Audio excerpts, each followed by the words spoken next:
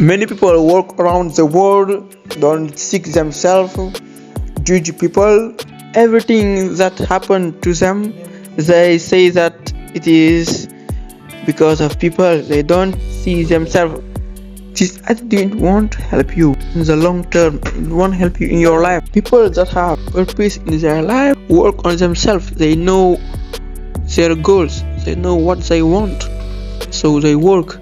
They do everything they can to achieve that. That's why they read books, they listen to podcasts, they find a good mentor, people that have achieved all they want, they follow them and listen to everything they said. This can lead you to a better life, a life full of challenge, full of work.